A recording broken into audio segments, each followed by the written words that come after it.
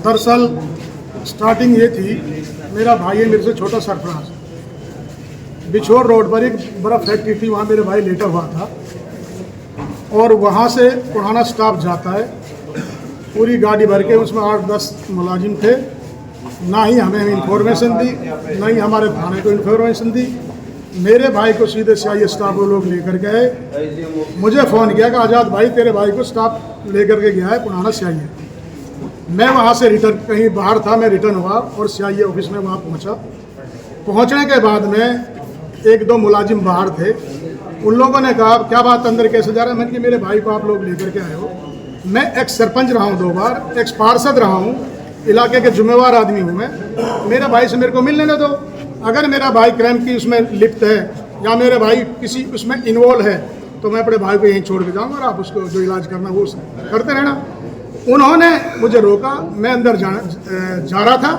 फिर इतने कहने के बाद मेरी कॉलर पकड़ी, मुझ में धक्का दिया। मेरे छोटे भाई भी थे और उनको भीतर से 1-2 हाथ के डंडे थे स्टाफ पे। मेरे भाइयों में डंडे मारे। एक मेरे छोटा भाई था, वो रोड में था, उसको भी इन लोगों ने खींचा। इतनी बेइज्जती की कि मैं लाइफ में वो चीज़, मैंने 49-50 साल की उम्र मैंने पहली बार ऐसा देखा है।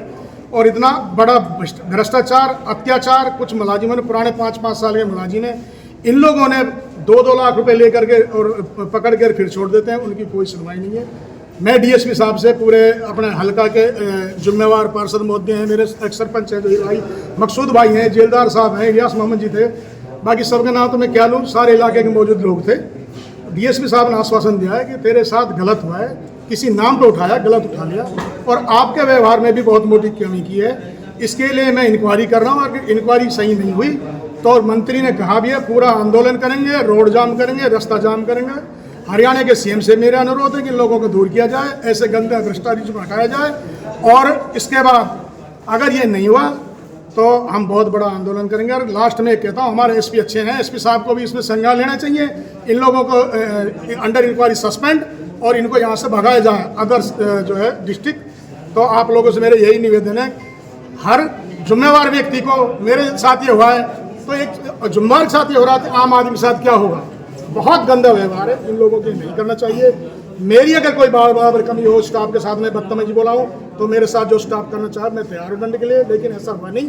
अभी डीएसपी साहब के सामने यस कर लिया कि भाई आज़ाद की कोई गलती नहीं, उसकी भाई की कोई गलती नहीं है, ये किसी के नाम पर उठाया है। तो मेरा इतना बड़ा धब्बा लगा है मुझे, मेरे आने वाली राजनीतिक कैरियर में मेरा भाई को उठाया गया, मुझे बदतमीजी की गई है, तो मैं वो कहाँ पर धर पाऊँगा वो चीज़ें? तो सभी प्रेस और बंधुओं से और मेरी नर्म निवेदन है हाथ जोड़ करके, इस सिलसिले को आप भी मेरे साथ दें और ऐसे भ्रष्टाचार कर्मचारियों को यहाँ से भगा दिया। यहाँ पे जो सीआईए प्रभारी है, कितने समय हो गया है यहाँ उनको पुनाना सीआईए में? क्या नाम है उनका? क्या संदीप मोर है उसका नाम।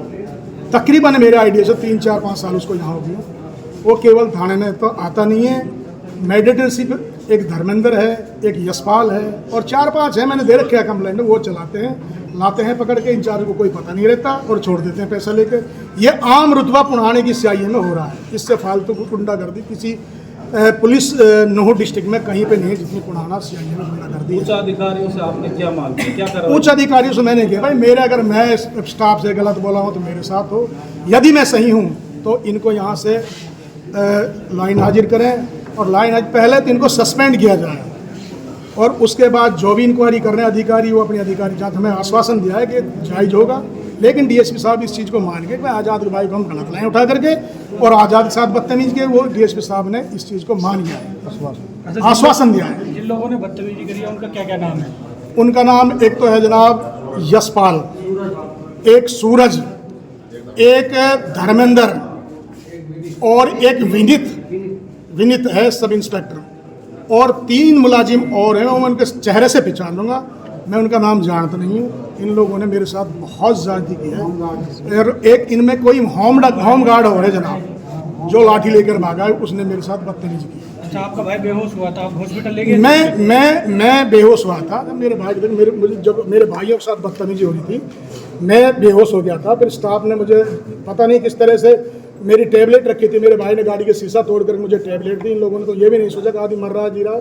मेरे भाई बेहोश को लेकर गए, मैं फरीदाबाद एडमिट हुआ QRG में, वहाँ मेरा मेडिसिन चल रहा है और वहाँ मेरे स्टैंड गिरा हुआ है छल्ला, तो इन लोगों ने ये नहीं, मैंने बहुत खिलाया था भाई, मेरे स्टैंड गिरा, मुझे माफ़ करो, मुझे छोड़ो, मैं जान जा रही, लेकिन इन लोगों ने भैंस की तरह यह कुछ मतलब डंडे बरसाए मेरे पास।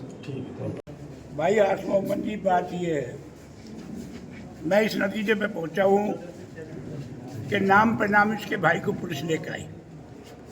ये सही है कि इसके भाई की कोई उसमें इन्वॉल्व नहीं थी, और जैसे ही इनको आज़ाद जी को पता लगा, पार्षद साहब को, ये पीछे पीछे सीआईए ऑफिस में आए, और सीआईए ऑफिस में आने के बाद इन्होंने जब उनसे बात करनी चाहिए, इत्तेफाक की बात यह कि सीआईए इंस्पेक्टर बाद नोट दिया दैट टाइम। इंस्पेक्टर वहाँ नहीं था, हो सकता है वो अंदर हो या कहीं बाहर गया हो। कुछ समय बाद जो सीआईए इंस्पेक्टर भी वहाँ आ गया था। इसके साथ जो बदतमीजी हुई है वो निहायत गलत हुई है। इसकी जो बेइज्जती जो वहाँ पुलिस वालों ने की है, स्टाफ वालों ने, वो गलत की है। उस बारे में हमने डिप्टी साहब के सामने बात रखी है। अगर आप ये मानते हैं कि वाकई इसके साथ नाइंसाफ़ी हुई है, इसकी बेइज्जती हुई है, और अगर अब आपने इसको इंसाफ नहीं दिया तो इलाके के लोग मायूस हो जाएंगे। सारे इलाके की नज़रें इस घटना पर लगी हुई है, और अगर हमारा अगर सही फैसला आपने नहीं किया तो आगे चलकर हम इसमें बड़ा आंदोलन की कोई भूमिका बनाएंगे। लिहाजा फिर इस वक्त तो हमने फिर डीएसपी साहब को ऊपर छोड़ दिया कि हमें आपके ऊपर विश्वास है, और डिप्टी साहब ने हमें पूरा आश्वासन दिया है कि मैं उनके खिलाफ जो कानूनी कार्रवाई होती है उसको पूरा करूँगा। क्या मारपीट हुई थी, क्या बेइज्जती की थी पूर्व जिला पार्षद की, पुलिस ने क्या बताया? भाई इससे ज़्यादा बेइज्जती क्या है? कोई जिम्मेदार आदमी जाए, उसकी कॉलर को पकड़कर उसके साथ बदतमीजी की जाए, यहाँ तक कि वो बेहोश हो जाए, इससे ज़्यादा बदतमीजी और क्या कर सकती है पुलिस? आपने क्या मांग की है डीएसपी से? हमने एसपी साहब से ये बात की है, अगर आपने उनको सस्पेंड नहीं किया, उनका यहाँ से ट्रांसफर नहीं किया, उनके खिलाफ एक्शन नहीं लिया, तो हम यहाँ से आगे किसी बड़े आंदोलन की भूमिका निभाएंगे।